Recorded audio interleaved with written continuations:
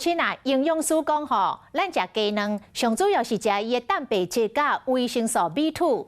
讲一条鸡卵大约有7克的蛋白质甲维生素 B2，但是其实哦，有真侪其他的食物嘛会当食到甲鸡卵同款的营养的成分，像这个肉、鱼、豆仔类甲牛奶，拢会当来补充到蛋白质。啊，若维生素 B2 会当食香菇等等的菇仔类。也毋过有一点都要注意哦。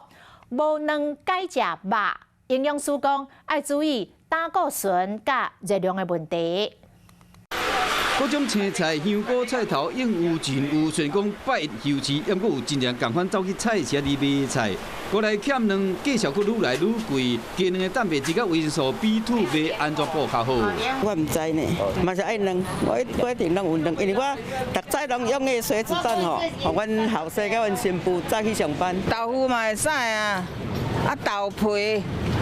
这种蛋白质的土豆，1颗蛋是大概是7克的蛋白质，豆鱼蛋肉1掌心，就是大概是1个掌心的肉类或是豆类这样子，它会鱼类，然后去做替换。有丰富蛋白质的食物，像这个豆干、豆腐糋，还有毛豆、乌豆等等豆制品。另外，每35公克的肉素肉，嘛会使代替1粒卵的蛋白质。红鲢鱼、肉鱼等等海产嘛有，食香菇、杏鲍菇，嘛会使补充维生素 B2。一般成年人是建议就是3到8每日建议3到8份的豆鱼蛋肉类。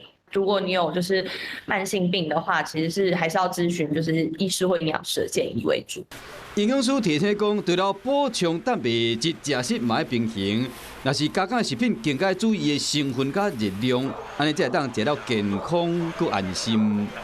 嗨，我是庄宇杰，想要看到更多的新闻内容吗？赶快订阅华视新闻的 YouTube 频道，并且开启小铃铛，跟着宇杰一起看新闻吧。